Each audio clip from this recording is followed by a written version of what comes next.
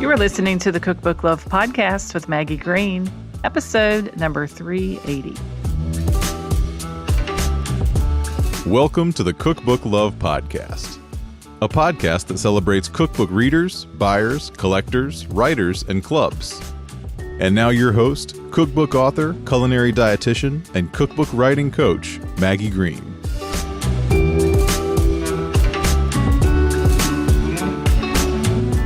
Hi, everybody. Welcome back to another episode of the Cookbook Love Podcast. How's everybody doing? We are about a week before Christmas here. I'm wrapped up my holiday baking, getting ready to host my siblings for a brunch this weekend, and kind of wrapping up things here for the year. Looking forward to the holidays. Our kids are coming home and spending some time with them. And can't wait to have a rematch of a Catan. We started playing at Thanksgiving, and we finally figured everything out, how to set the board up, and I just look forward to playing that with them again. I have to say I won at Thanksgiving, so we'll see how it goes here at Christmas time. Today on the podcast, I am excited to have Gesine Bullock-Prado on the show. She also appeared on episode 239 in April of 2023 with her book, My Vermont Table. She is back with her 7th book called My Harvest Kitchen, where you step into a world of vibrant flavors, heartfelt storytelling, and seasonal delights. Today on the show, Gesine and I take a walk through her book with everything from good morning food to foods for feasting, as well as discussions about everything in between, from tomato sandwiches to how to make German-style rye bread. Gesine is a wealth of information. She owns a baking school in Vermont called Sugar Glider Kitchen, and she is a delight to talk to, and I think this is a great way to celebrate the holidays, celebrate seasonal food, and listen to all the wealth that Gesine has to share. So without further delay, let's dive into this interview with Gesine Bullock-Prado. Hi, Gesine. Welcome to the Cookbook Love Podcast. Hi, thank you for having me. Yes, and welcome back. Your second appearance on the show. Looking back at our notes, it looked like we convened here in April of 2023 to talk about your previous book, but now we have a brand new book, My Harvest Kitchen. But just An in case, age ago. Yes, exactly. Just in case there's people who are listening that didn't hear that episode, why don't you tell everybody a little bit about yourself, who you are, and what you do? Well, I am a pastry chef and a baking instructor. I have a baking school called Sugar Glider Kitchen in Vermont, and it's attached to my house. I live in an old 1700s tavern, and the school is in the old carriage house, but totally enclosed. It's not like it was in the 1700s. And I actually started teaching at King Arthur Flour, but I have had such a loyal base of students that opening up my own school was the best decision. That was 9 years ago, almost 10 years ago. I can't believe it. And I had a Food Network show that kind of followed the school and my baking and cooking life as well. And so you can actually see the school on TV if you want to. It's still out there. Wonderful. So what's everybody loving to learn in your cooking school these days about cooking or baking? It's all baking. It's all baking. So I am a pastry chef, though I do cook. So it's interesting. These past 2 cookbooks have been a mix of both cooking and baking. And my prior ones have been all baking, like exclusively. And at the baking school, we have everything from Baking 101 to macaron to, things like a reverse puff or reverencé and choux paste, everything. We have just such a nice mix of classes, and it's a joy to invite people into our little space. Yeah, and speaking of joy, here we are in the middle of December, holiday time, holiday baking, and Yes. wintertime, which was a different season than when we met before. So it's a whole different feel, I'm sure, in your cooking school. these days. It really is. Well, we just hope we don't get the big storms right before classes on the weekends, because that's always a pain because people come from all over the world, and so you really want their travel to be as seamless as possible. Yeah, yeah, especially if they've reserved time to be at the school, a place to Yeah, stay, travel arrangements, you do want it to, all those things. yeah, Yeah. but I'm sure Vermont handles the snow well. They do as best, clearing roads Oh, and we're great. We're yeah, fabulous. It's it's and also it's no problem for locals to get around, and the streets are usually cleared lickety split. That's usually not a problem. yeah, No, that's thank great. goodness. Yeah, yeah, beautiful time of year. So, let's talk a little bit about what's happened over the past couple of years. Obviously, you have a new book out, and I know you also were doing a Master Gardener certification. I'd love to hear about that. But also, there's a concept in this book that came through more than in the other book about homesteading, and I'd love to talk about that and what it means, because I've heard this word come up a lot recently from many different people, and I don't know if it's something that's you know, more and more people are paying attention to, focusing on, developing in themselves. But let's talk a little bit about that. Well, I think the concept of homesteading has been around for forever, Right. but I think the way that it's kind of treated now, I mean, in a few different ways, but the way that I have been doing it since I have first started gardening is trying to put my fingers into a lot of pots that would helpfully sustain us through different seasons. Not completely, but somewhat. So that would include having obviously a vegetable garden, one that hits various things that can be canned, things that can be eaten immediately, um, things that can be preserved in different ways. And then also we have birds. So we have the kind of entry level livestock in birds, but we have them and they give us quite a few beautiful eggs. So in both chickens and in waterfowl. And then I have orchards and things like that as well. And so we can get everything from quince to apples to pears to plums to peaches, cherries, so many different things that obviously eat straight from the tree, bake them up, or preserve them. You can do all those things. And for me, I guess it's a lifestyle, but it doesn't feel like it's really a lifestyle per se. It's just literally a part of life. And it's something that is it's both a hobby and very sustaining, just in the way that we live. But I also think it's also a very Vermont thing. It is the way our approach to it is not trendy, because we certainly don't look trendy doing it. Because if you go onto Pinterest, you see all these like chicken houses that have, curtains in them, and everything is just very twee, and people are in their prairie dresses in the garden. And I don't do that, and that's not my thing. For me, it is something that I love to do, but it's also something that I don't look great doing it. Mhm. It is a lot of So work. It's a lot of labor. it is a lot of labor, and you can't do everything perfectly, and you can't. And that said, you also can't do everything. I mean, some people can, but I mean, I know I can't, and that's where the half-ass comes in. That sometimes, depending on how my winter has been and how my dreams progress through the winter for the garden, I have all these plans, and that's sometimes I half-ass it, sometimes I do a little three-quarter ass it, but I never fully accomplish the thing that I intended.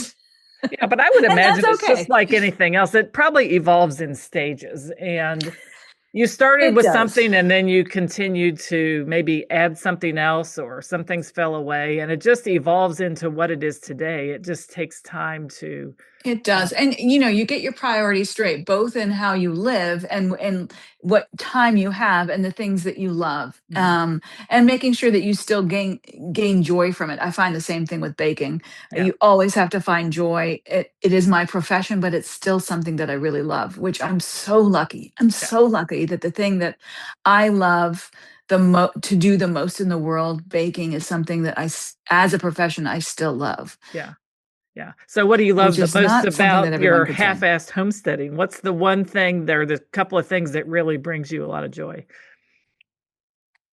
I have to say, just planting in general is. magical. And it's not unlike baking. And that baking is, I feel like, an alchemy, in that you put all these disparate ingredients together. And then when the thing comes out of the oven, it's something wholly different.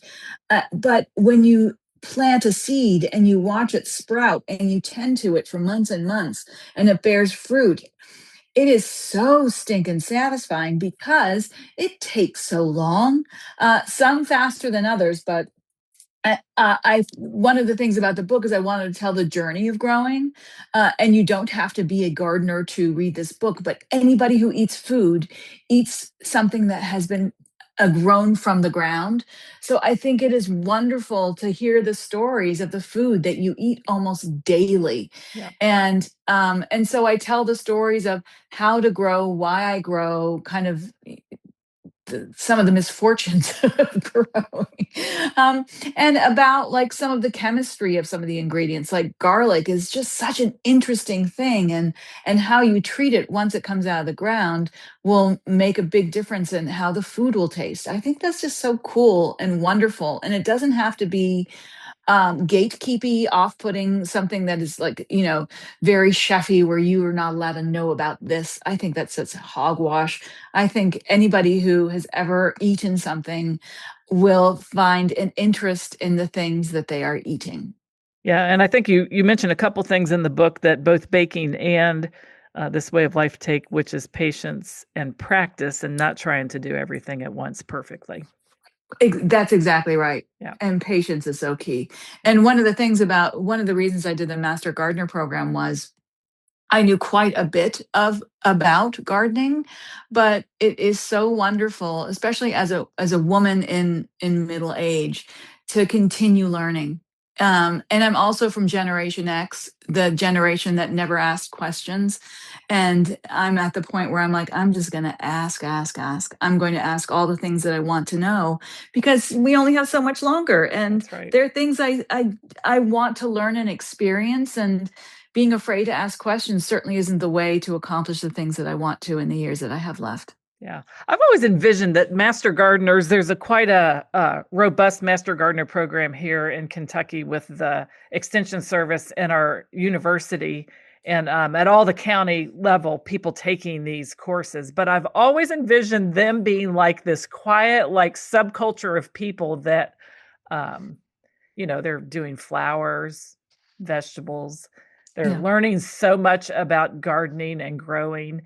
And the people that learn this kind of stuff are just an amazing group of people, and they are so full of knowledge. One gentleman that lives in our neighborhood, he's quite a bit older now, but he got into daylilies once he became a master gardener. And I mean, buses were coming from like all over the country to come look at his daylilies. And of course, they probably would only bloom, I don't know how many months out of the year in the summertime. And Yeah. I just find it fascinating when you think of gardening, like how much breadth there is to it. But I would suspect the success comes from kind of like narrowing down what it is you actually are going to be growing if you're doing it yourself. Yeah, one of the other things that is really important about the program as well is that you are required to give back to the community. Your knowledge is meant to be shared and not to be held. Yeah. And I think that's one of the wonderful things about it as well, is that you are required to do community service with your knowledge. And in that way, which is really scary, like, you pass your certification, and you still think, oh, I don't know anything. I might have known all the answers, but I still don't know anything, and you get really scared. But the other thing about it is that no matter what, you have to learn about things like soil health and pest management, and how to do that in a way that isn't more harmful than it is beneficial. And that applies to all plants, whether you just do flowers or vegetables. I'm a big believer that flowers are so stinking important in life. Oh, yeah. There have been so many people that have just been so hardcore, only what you can eat. And I think hogwash. I mean, they're pollinators. Exactly. You are feeding pollinators, but there's so much joy to flowers. And I actually trick myself into going into my vegetable garden and weeding by interspersing flowers amongst the vegetables so that I am drawn to them. That's a So good then idea.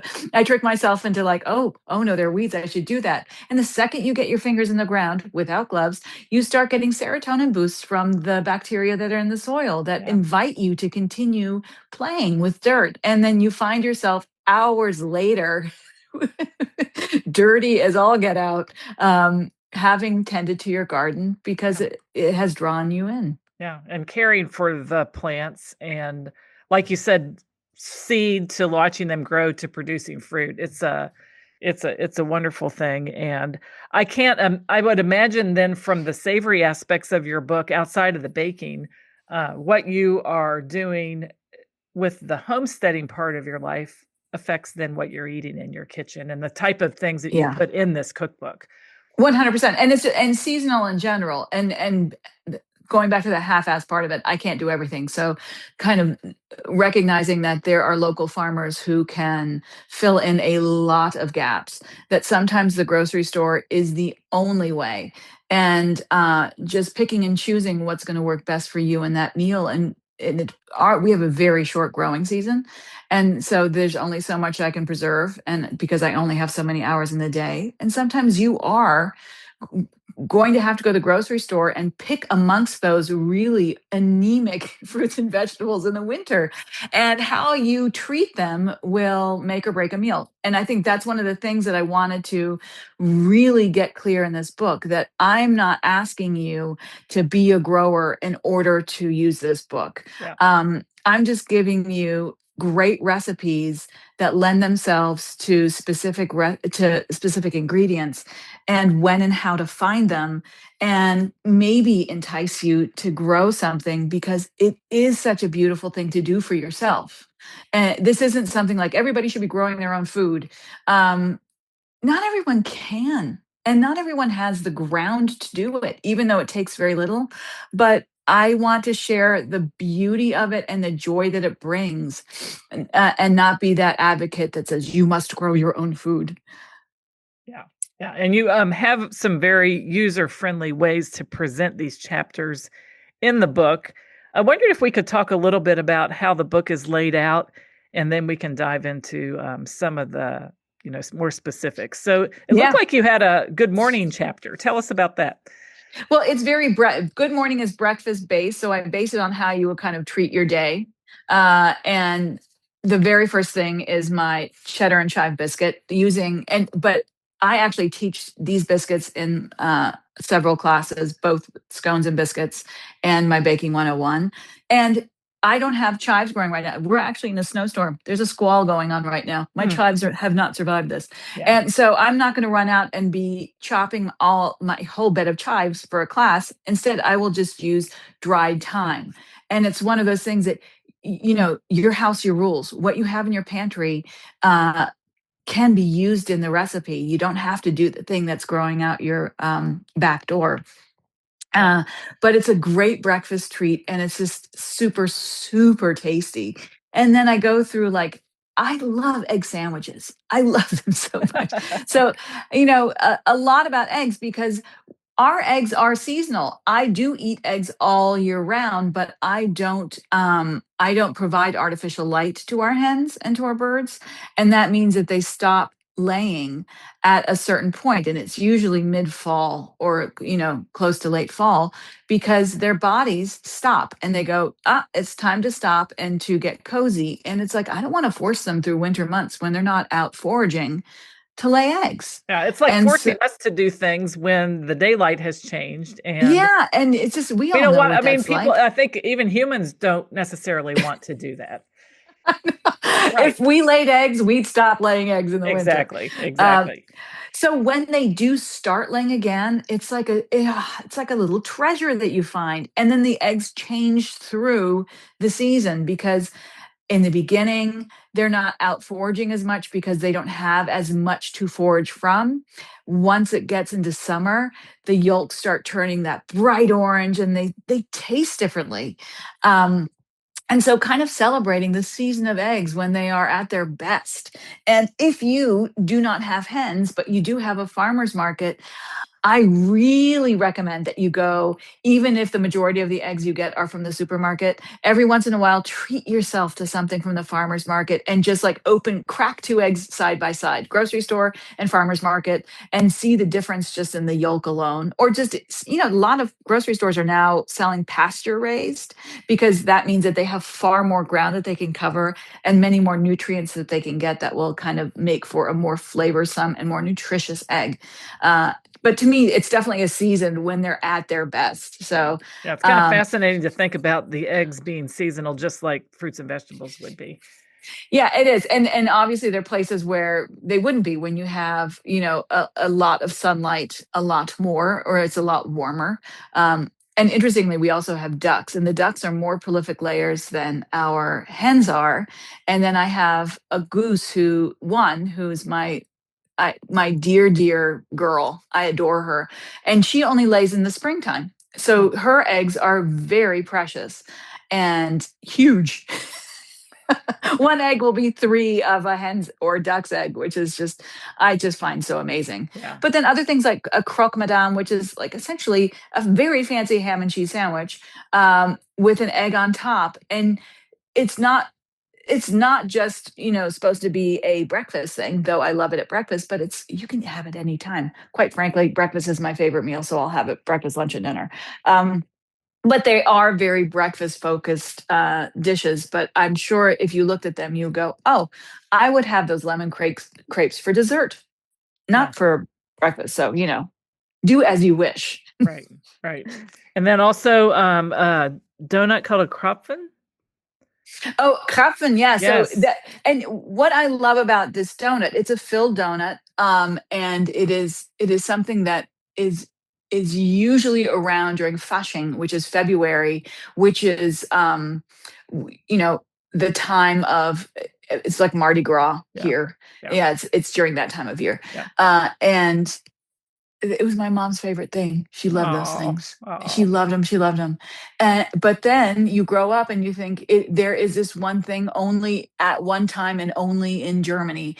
And then you grow up and you meet lots of people and they're like, oh yeah, those are in my culture too. Yeah, and they might just have a different name, I guess. They just have a different name. Yes. And maybe slightly different elements to the dough itself, but they're yeasted doughs, they're donuts, and it's just so exciting that there are other cultures that have something that is so beloved as well and so loved, like my mom loved them. And it's just such a lovely recipe and they're just so bouncy and beautiful. Yeah. And when I can make anything that reminds me of my mom, it's the best thing. Yeah. Yeah. Well, remind me about the photos in the book. Are you the photographer? My husband is a photographer. I knew there was some connection to that. Yeah. So he took the photos for the book. Yeah, he took the photos for this book and for the last book. And he and I have a very similar aesthetic. I think there's a trend, maybe it's my age, there's a trend in modern cookbooks that I do not like. And it's very 70s, 80s, very harsh. Yeah, and it's just like, it's got this almost strange sepia orange focus on it. And the food doesn't look good to me. And it's like, maybe it's just an age thing, but I'm also of the, I want it to look, my husband is a fine arts artist. He is a painter and draws for film. And so we both love something that looks like art, that looks truly beautiful. And that's kind of the lovely thing that when I tell him that there is a specific, a Rembrandt that I have in mind of what this should look like. He knows exactly what I mean. And he's the one that can bring it to fruition because he knows where the light should be and how it should, at what time and all those wonderful things. Yeah. So it's beautiful. It's a great, we have a great relationship otherwise, but making books together is just so amazing. Yes. Very good. The next chapter then goes on to lunch, I guess, soup, salad, and Sammy's. Yeah. And, soups, you pick your time to have them. Right now is a very soupy time, and like one of the most special ones in here is the French onion soup, because I obviously didn't create this recipe. This is a very old recipe that I developed through my own work, but it is a very traditional recipe. But the reason I wanted to make this specific one was because my father loved French onion soup, and he would eat any French onion soup. And he was just a grumpy old guy when he went to a restaurant and he didn't like something. And it was plenty clear that he ate a lot of bad French onion soups because you could smell the burnt onion from across the table. And it turned out that when he was he was 18 years old, just graduated from high school in Birmingham, Alabama, and immediately was conscripted and went into World War II and landed in Normandy like a couple weeks in. And he never talked about the war, but he talked about food. Yeah. He talked about the food that he discovered in France. And it was a French onion soup that was served to him from a family there that used the last of their onions to make this thing. And it was transformative for him. It was so good that even a really crappy French onion soup, that memory was strong enough and beautiful enough that he could conjure goodness from something that was potentially quite terrible. Yeah. And I wanted to find out what that was. And so I grew the onions that only grow in France that they would have used because you can't get them here. And I went through that whole journey. Talk about patience. I planted the onions seeds indoors in early February on his birthday. I harvested them late July. And then I wasn't going to make soup in July, but I had to cure the onions anyway. So I cured the onions so that the outer papers, you can store them longer if they dry well. And then when it came wintertime, I got my stock bones and I went through the whole thing, and it was truly a transformative experience of doing that whole journey, but also eating that soup, and really deep diving into what it should be. A lot of people truly overbrown their onions, but if you read the literature of like Escoffier and like the great chefs, they say the translations are off to English, that you're not supposed to brown your onions. You caramelize them for hours, but you don't scorch them. And I think that's one of the things that has been mistranslated and done incorrectly in a lot of French onion soups in the States. Yeah. But that doesn't mean that you read the recipe and the first thing I say is, first, plant your seed. Well, tell us about the onion, though, that you grew for this. What type of onion is it, and what makes it different and special for this type of soup? So it's called a Rose de Roscoff onion, and it's grown in Brittany. It's beautiful. It's pink, but it's not like the same as a red onion you would get here. They are slightly smaller. You like produce in Europe, nothing is supersized, so they're very condensed, and they have a ton of flavor and a more compact body. And the beauty of it is that it is just this very tender rose colored on the outside, and then it slowly gets kind of this lovely creamy color on the inside. And it has when I developed this recipe, I said, I have to get onions that you can find in the grocery store so you can replicate this flavor. And it took 3 different types of onions to replicate both the flavor and the texture, because you want an onion that actually holds up to hours of caramelization. Many of them will disintegrate, but some of the ones that disintegrate give you the flavor that you still need. So it took 3 onions to do the work of the one. But you can find them. But the Rose de Roscoff is special in that it will hold its shape. It won't disintegrate entirely, so you still get that lovely mouthfeel. Yeah. And it has all that great flavor. Yeah, it's fascinating. You said Generation X. We don't like to ask questions, but now we're asking questions. But the generation that went to war, they call them the silent generation. They didn't talk about it, but the one thing that got your father to open his mouth and remember and express his time in France was a soup. Food in general. He would tell these great stories of the amazing meals he had in France. And he told us more stories of the war as he was older, but food, those stories we got early on, because he and I were like, oil and water. Like we did not get along well, but he and I, when we could talk about food for ages. Yeah. Fascinating. And I bet that was very, for him though, and for you to be able to connect related to food. Even though there were other areas of conflict, I think that it still says something about how that food really probably sustained him in a lot of more ways than just, nutritionally. Absolutely. Right. Absolutely. Yeah. Very interesting. All right. So in the luncheon, what else is in the chapter? We got sandwiches, soups, salads.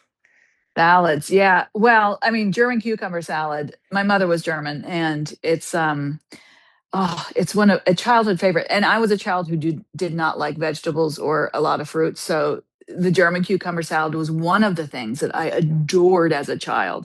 And it's got this great crispness, overall flavor. Just it's bright. I mean, it ticks all of the boxes. Um, Also, I'm a huge fan of buttermilk dressing, but I really am so grossed out by so many of the ones that like from ranch, buttermilk, what you name it, they often go rancid on the shelf. And I will smell something and I mean like it's already rancid and it's just this terrible flavor. And so I created this recipe where I take a lot of essentially making it a pantry staple. I create my own dry mix so that I only have to add uh, the sour cream, the mayo, and the whole milk. And the buttermilk is dried buttermilk. So you're like, the second you make it, it's this fresh, beautiful, tangy bomb that I love so much. And the fact that it's dry, you can like hold back on some of the more wet ingredient and it will be your ranch dip. You can use it as a dip, which I love. Yeah, that's amazing.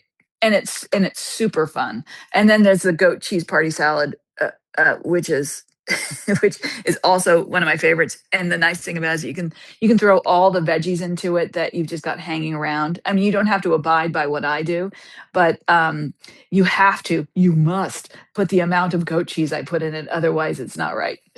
Yep. You have to stick to the amount of goat cheese. It does look very good. We have to talk about the tomato sandwich. Yeah, my aunt sis was so amazing. She my dad's sister, raised in the South. My mom was so I'll talk about my mom first because she was a very strict person as far as food was concerned. We were raised vegan and we were raised and specifically on the macrobiotic diet. So it was a lot of brown rice, a lot of tofu, a lot of chickpeas, I mean, I'm just going to be honest, a lot of stomach aches for me as a kid. But when in the summertime, we either went to Germany to see my family there or we went to the South to see my family there. And when we went to see Aunt Sis in the South, she was such a great cook. And she like had all the things I didn't get. Like she would store all the American cheese I could shove into my pie hole. I mean, she was so fantastic. And so when one day she said, "Would you like a sandwich?" I was like, heck yeah, because I knew it would include the best things: squishy white bread, like lettuce that had no nutritional value, only crunch, that would have all the condiments that were yummy, yummy, yummy, and probably a processed meat and a processed cheese. So I was just beside myself with happiness. And she handed me a sandwich with just a big old tomato in it. Yep. And I was so bummed. I was so bummed. And she just had this twinkle in her eye. It was on the right bread. So that's why I took a bite to begin with. I'm like, I will like the bread. And when I took that bite, it was transformative because it was so delicious. It was a tomato that right now I feel like you can only get a tomato like that if you grow it yourself or you get it from a farmer's market. Yeah. It was sweet. It had beautiful texture. I mean, it was of the beefsteak variety and it was big enough that one slice could cover the whole slice of bread. And then she seasoned it perfectly as one should. And it was great mayo. It was like a Duke's. So yeah. Perfect. I love your description of her. It says that she lived on a beach house on stilts overlooking the ocean in Florida. Yeah, that was her summer house. Yeah. And she was tall and lanky, dark wavy hair. She made candy. I mean, people that can make candy, this is not like an everyday thing.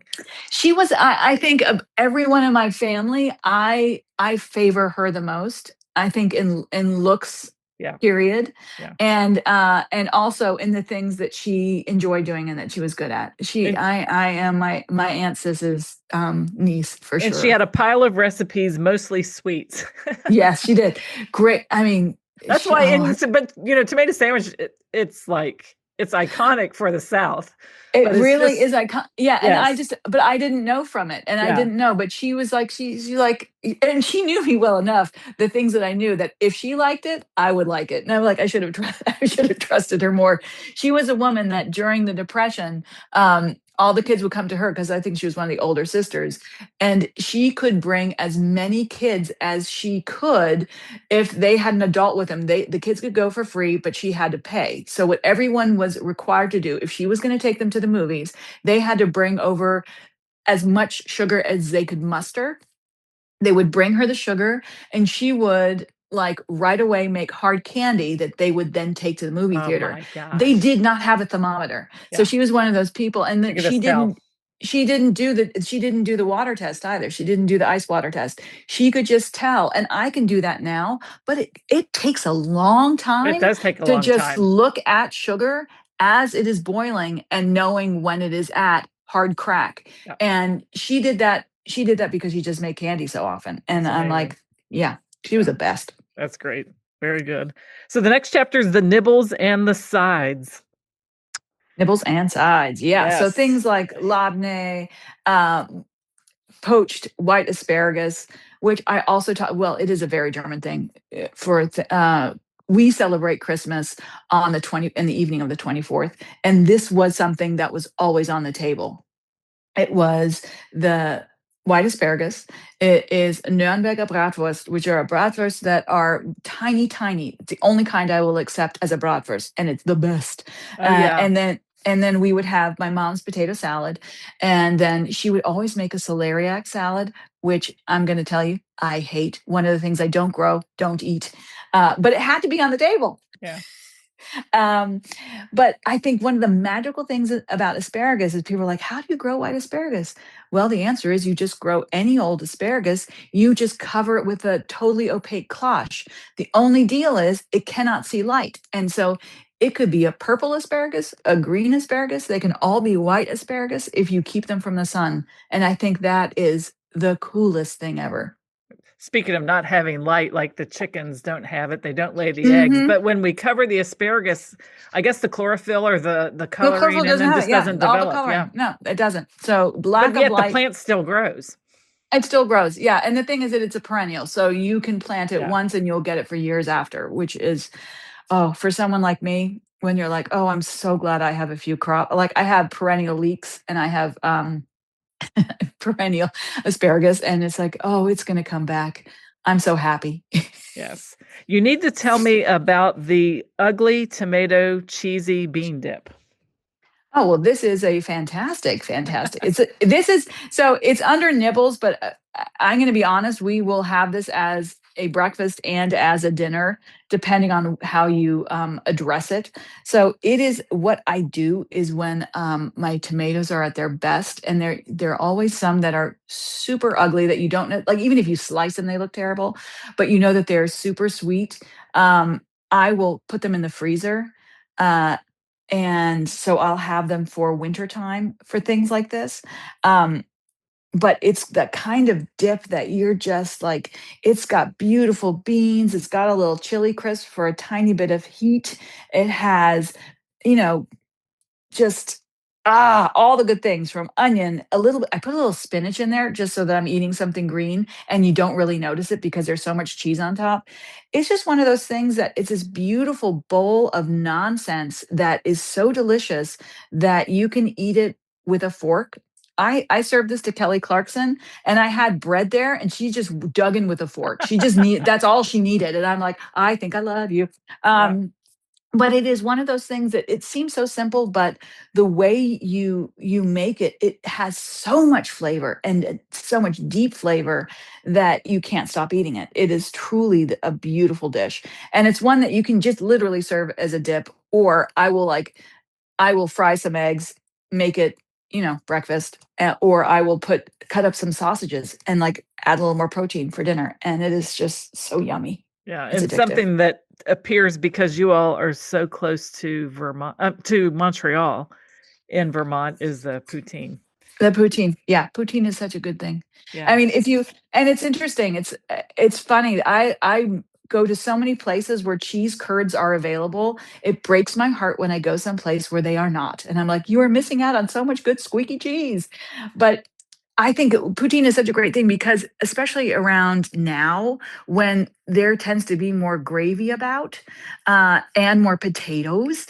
I mean, what a great time just to break them out. And even if you don't have cheese curds, you can use you can dice up some mozzarella or even some cheddar and just use that instead. But it's such a fun, yummy meal, and it's so warming. Yeah. Ah, it's so good. Yeah.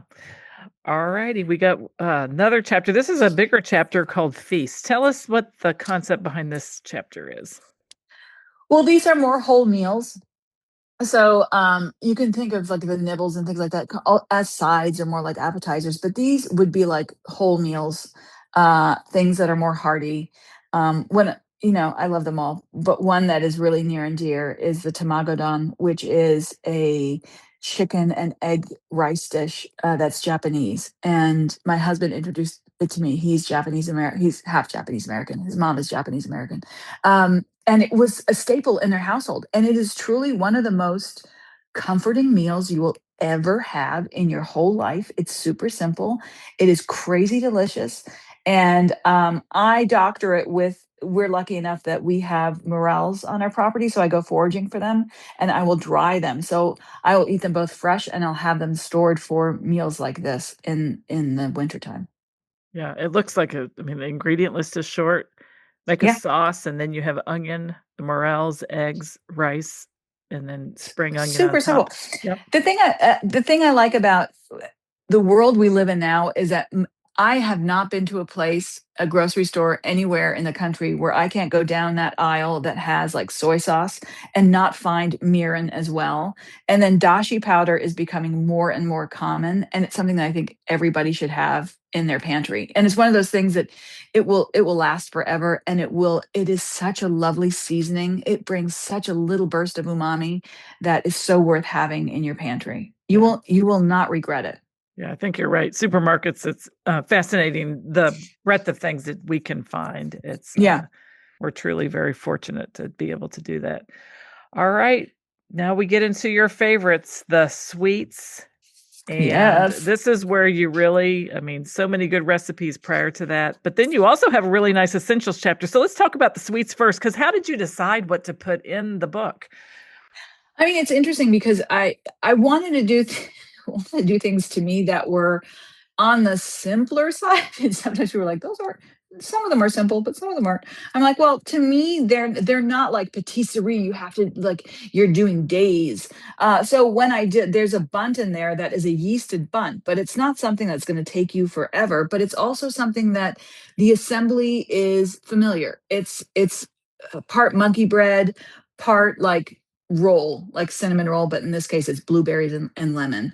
And then you put it in a bunt, and it's beautiful too. So there's not a lot of work you have to do to make this beautiful. Most people have either a bunt or an angel food pan, and it comes out great. And then there are other things that I made that, like the Ellen Sunshine Cake, also making things beautiful without having to like make layers, which is something because I love a layer cake, but I'm like, I'm going to hold back and I'm going to make a cake that is really beautiful, but that you don't have to spend hours decorating, that the decoration kind of bakes in with the bunt. And it is super lemony and super fantastic. And it makes me really happy because it incorporates an ingredient that people might not be familiar with. There are complementary ingredients, like a more typical thing would be like almond extract with cherries. It's complementary in that it does not bring, if you use it in the right amount, a lot of almond flavor. It just enhances the cherry because they share an enzyme. So it is complementary. And for lemon zest, its complementary flavor is juniper berry. And if you use powdered juniper berry, it will just elevate the zest instead of like suddenly you're thinking, I'm having a gin and tonic, which is not a bad thing. But that's not how it reads. It reads as this is beautifully lemony. And the reason I developed and I made this cake was because my friend Ellen, it was in the dead of winter and she was just craving sunshine and something very citrusy. And she found a recipe for a cake that used the whole lemon but the problem was it was just so bitter because of all the pith that was used. And the assumption was that because you're using the whole citrus that it will be more citrusy. It just ended up being too bitter for her. And I said, I've got your back. This is I know exactly how to do what you need. And that's how this cake came to be. And so Ellen now has her sunshine cake. Yeah. Are juniper berries edible? They are. They are. Yeah, so I love juniper trees. They're gorgeous, evergreen. They And of are. course, the berries, but the berries that are on a juniper tree then are something that could be foraged and eaten. Yeah, and I dehydrate them and then I powder them. And juniper berries are the main element of gin. So that's where you get that lovely botanical taste. Yeah, so great. Primarily through gin. There are plenty of people I know who've had gin and tonics who have been just fine. That's for sure. So it's the holiday season. A cookie or a dessert here that you might want to recommend? I mean, there. It's funny. I just made the Gâteau Concorde. So if you're going for something a little more elevated, something fancy, something like kind of a showstopper, but something that again I really am holding myself back from doing all the fancy stuff. I was like, this looks really fun, but it's not something that's going to take you forever to decorate. But it is full of just gorgeous, fluffy chocolate mousse and chocolate meringue. And it was developed originally for the Concorde, for the flight on Air France, where they had, of course, like, it's beyond, like, is there something better than first class? It was the Concorde. And Gaston Lenôtre, who was one of the most famous pastry chefs in France, they asked him to develop this recipe. And so I kind of made it my own by using my favorite mousse recipe and my favorite chocolate meringue recipe. And I don't know that it's better because I never flew the Concorde. So who's to say? But if I got a slice of this cake, I would have been super happy. But you kind of break up little tubes of meringue that you bake and you just put them on the side. And you can put them on it however you like. But it's super fun that you can just shove just broken meringue on the side of a cake. Yeah, they're kind of uneven. It looks very it looks like it's a beautiful cake, but I love how it has the different heights of the little meringue rolls. It almost looks like a very disorganized organ, Yeah. A pipe organ. Yeah, that looks good. So the story about your mother's sister and the package full of goodies that arrived every December has piqued my curiosity because that's one of my very favorite things to do is spend about 10 days in December baking and making bourbon balls and yeah. I'm getting ready to get started next week, as a matter of fact. But tell me what it was like as a child to receive that package from your aunt and talk about the recipe that's in the book that relates to her goodie box.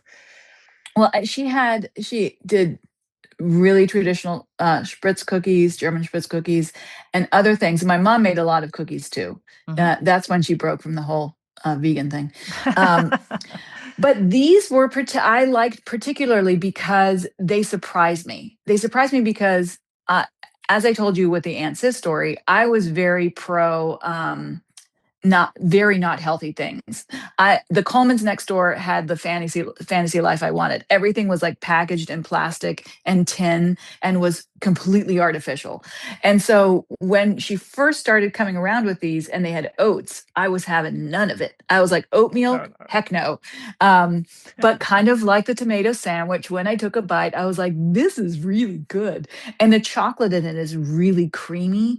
And the oats, instead of being, oh no, there's fiber, it ends up being this fabulous texture. So you get this kind of dichotomy of the texture and the creamy that is so nice. And they're really simple. So they usually are falling apart a little once they are shipped. And it's like no biggie. You just you kind of grab in there and you get what you get and you're happy, which I think is just such a great thing.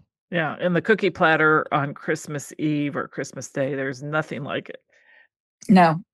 And it makes life really much simpler. The making of them isn't simple, but by the time everything is done and you know that this is going to be dessert, guys, the things I was working on for days. Yeah. It's a great tradition. So I love that you received that as a child. Then you have a really nice essentials chapter with a variety of recipes in it, from eggs to different types of bread. Talk a little bit about this chapter and what your goal was, and what you want the readers to take away from this chapter. I think for me, this was about there are a lot of recipes that incorporate these things, but for things like the bread, if you are not inclined to make the bread, you don't have to. So that's why I put the recipe at the end, so that if that's something you want to tackle, here I'm holding your hand. I'm here for you. I will give you the best recipe. But if it's something that you're not going to be willing to tackle, fine, no judgment. Yeah. And things like rice, they're like, it sounds silly, but there's a very specific way of making different kinds of rice. And I wanted to I wanted to be as specific as possible with timing and things to do. So specifically, if you've got a gas stove and you don't have a rice, so you don't have a rice maker and you don't have there are some gorgeous Japanese pots where you don't need to do anything different. But if you can find your flame tamer, which always comes with a gas oven that people usually like store away in this weird cubby hole and they don't remember where it is. It's that like flat cast iron thing that goes on top of the grate, and it will tame that flame so that you don't overcook that rice or burn it right in that center bottom area, which always no matter how good your pot is. And then giving you the exact timing, whether you need to wash the rice or not, and all that fun stuff. Quinoa too. Quinoa is one of those things that it has been so trendy, but a lot of people don't like it because it's bitter, because it has something called saponins in them, which make it taste bitter and soapy. But it's only on the outer part of it, so you should rinse it off, and you will find quinoa now that actually says on there that it has been rinsed, and that's what that means, that they've already done the rinsing for you. But if it doesn't, you need to rinse that off so that it actually is as tasty as it can be. And just giving little tips and tricks with things that are pantry essentials that you can use in recipes beyond this book. Like, you're going to eat quinoa that's not in a recipe in this book, but I'm going to tell you how to make it so that it's not bitter and how to cook it properly. And to me, that brings me great joy to like pass along those things that sometimes only chefs know, which I think is very unfair. It's like, you should know this. You're making this at home, and you might be baffled why some chef said this is the best recipe ever, and everybody's like, yeah, it is a recipe at his restaurant, it was fantastic. And then you make it at home and you're like, why does this taste bad? And you're like, well, because he there was a step he did not tell you about. Or she, I should say. Yeah, rinsing that off is important. All right, I got to ask the tips on the German whole grain bread, since your mother was probably an inspiration, I would imagine, for this recipe, and the approachableness of it in a kitchen, because I think learning to make something like this from someone who actually, lived in that country, taught you, I bet it is an amazing recipe. And tell me all about it. Well, I think one of the things that's important to know that it is a dense bread. I think the way it comes out is not you will often see these kinds of bread. Usually they're all rectangular. Yes. They're usually wrapped in smaller loaves. They don't have a butt end. And they're very thinly sliced. They're very thinly sliced. Right. And they're often rye, but they do not need to be. Okay. So that's one of the things that people are like, oh, it's always pumpernickel. No, it's Vollkorn simply means whole grain bread, and it can be different kinds of grain. A lot of times it's spelt. But in this case, I just ask you to use whole grain flour, which, choose your adventure. They're often going to act very similarly in that, because they are whole grain, they have all the germ and the wonderful fibers that I now love, not as a kid, they're still present. So when you mix them, unlike a very refined flour that will create a lot of great glutinous structure, these will not, because they cannot. Yeah. And it's because there are so many shards in it from those fibrous bits that are cutting through, forming gluten strands. So they're naturally more dense, but they're also dense with flavor, and they're dense with fiber. And so adding things like honey just kind of rounds out that flavor. And then adding inclusions like sunflower seeds gives it really wonderful texture. And I just love this bread. I eat it with butter and radishes like a French person, but it's It's super tasty, and it's kind of addictive once you start getting into it. And it makes for great open face sandwiches. It's just super, and it's all actually really easy to make. You just have to know what you're not going to get, which is light and fluffy. Yes. You're not It's a going to get a different ton. style of bread, but like you said, Different it's style. perfect for exactly what you mentioned it for. Open face sandwiches. The Yeah, butter and radishes is a great use of it. and I think I love when I write recipes. I love to tell you the why of it. Like, why are you doing this? And it's some people just say because I said so, and oftentimes because they don't know. It's just the way that it's done. But I like to give you the why. But I also like to tell you like about consistencies, about how things are going to look, if it might alarm you. And I do this because the texture of this dough before it's baked is a little paste like, and that can like. If you don't know it's supposed to be that way, you're going to think you've done it wrong. So I think it's really important to like highlight things that like you're making bread. And so you're going to have to tell someone it's not going to look like bread dough. Right. Yep, very good. I'm going to have to give that a try this winter because love that kind of bread. And we can find it at our supermarket. There's another supermarket in Cincinnati that sells a lot of it, but some of the best that I've had we found at a supermarket when we went to Chicago, and so just absolutely delicious. So I'm gonna definitely give that a try. And I mean, often you will find the breads you will buy here are not made in the States, and they are rye. And one of the things about rye in Europe, it's a different strand and it bakes up very differently than our rye here. So this is why I said whole grain flour. Yeah. You can choose to use rye. It will not bake up the same as a rye flour in Austria or Germany, where those rye breads are usually made and are often shipped here. You're not going to get the same either finished dough or ryes. Those have a little more give to them. Our rye is in the States is a bit different. Yeah. Okay. All right. Well, I'll follow your instructions, and I look forward to making it. So as we're wrapping up, here we are on the Cookbook Love podcast. Love to talk about cookbooks. I'm curious if I believe you mentioned a cookbook a couple of years ago, but if there's any other cookbook that's been inspirational or a partner in the kitchen for you recently that you would like to mention. I had the great pleasure of visiting the headquarters of modernist cuisine. And the kind of knowledge that they have gathered in one place and have then put into their books is just astronomical. Unfortunately, a lot of their books are really cost prohibitive. But as a professional, it behooves me to have them because it just brings me great joy to read them because they're looking into the things that I have great interest in. It's the big old why.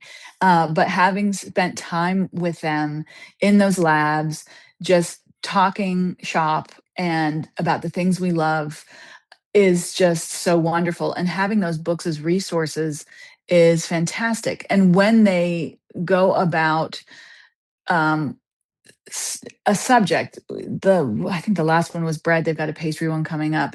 They consult the greatest minds in the field. And one of the things it's interesting, I had a long discussion about rye being of a rye culture, my mom's culture. They wanted like the best rye recipe in there. And so they flew over Austrian bakers to make their rye.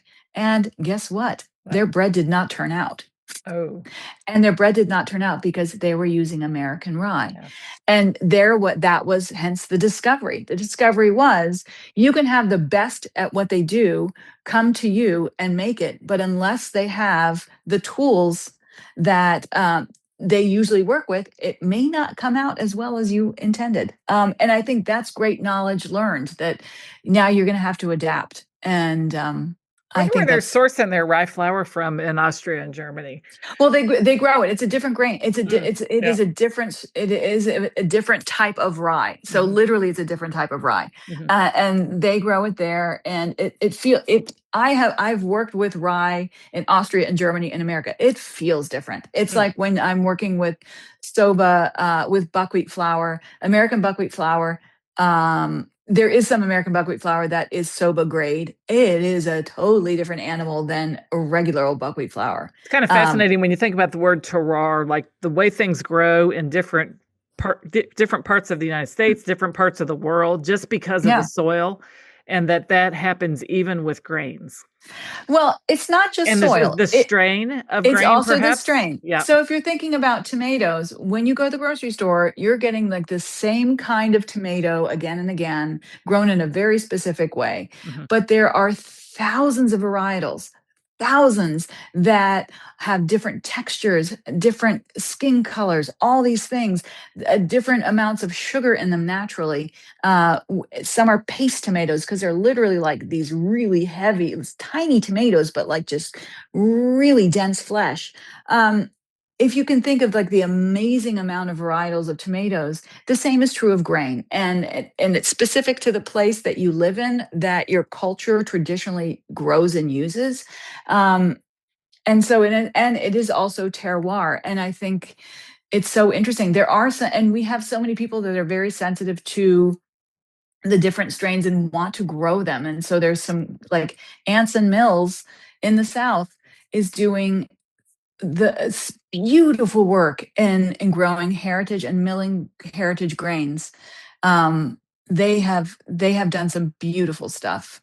And I think that kind of trend is growing, and that people are doing more and more heritage grain growing and milling. And I think that that's great for all of our mouths and bellies. Yes, and I've seen out and about shopping just for food ingredients at different markets and stores, that very thing. There's Janie's Mills here in the U.S. Of course, I know King Arthur does a lot of flours and grains. Here in Kentucky, we have Weisenberger Mill, and I saw a lot of their flours on the shelf at a market I went to. So I think you're right, and I think it's really neat to see it happen, because it does change the baked goods, and it is a great way to support the local farming economy using absolutely. Yeah. I agree. Very good. All right. Well, that's the modernist cuisine, and I think you're right. I think they did recently have a bread book. They have a great. So they have two types. They have like the big old modernist cuisine, and they have modernist cuisine at home. So if you get the first one, it will literally cost you thousands of dollars, because it's like one of them's multiple set, isn't it? Yes, for each of their runs, depending on the subject, the first thing that comes out will be a set of 5 or 6 books and a supplement, and that's like the crazy expensive one. And then they'll do one that's called At Home, and that will be 1 book total. And so that's what they do for every one of their projects. Nice, very good. Well, it's great to hear you talk about that, and so wonderful to hear that you got to go visit them. Yes. Well, they're special. Yeah, they really are. Well, it's been terrific to catch up, learn all about your beautiful new book, My Harvest Kitchen. Why don't you remind everybody how they can connect with you online? All my handles on socials are at Gesine, Gesine BP.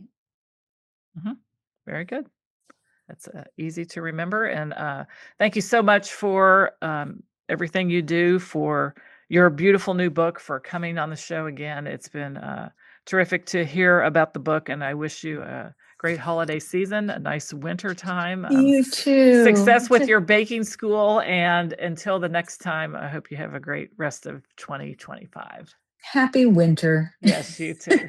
Thanks a lot. Thank you so much. Thank you so much for joining us today for this episode of the Cookbook Love podcast. Again, all the links can be found in the show notes at www.cookbooklove.co.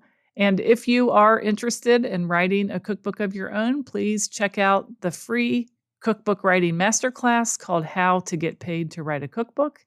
It is designed specifically for food or nutrition experts, and you can check that out at www.cookbookwritersacademy.com/free. So that's it for today's episode of the Cookbook Love podcast. This is your host, Maggie Green. And until next time, have a great day and keep loving your cookbooks. Thanks for listening to the Cookbook Love podcast.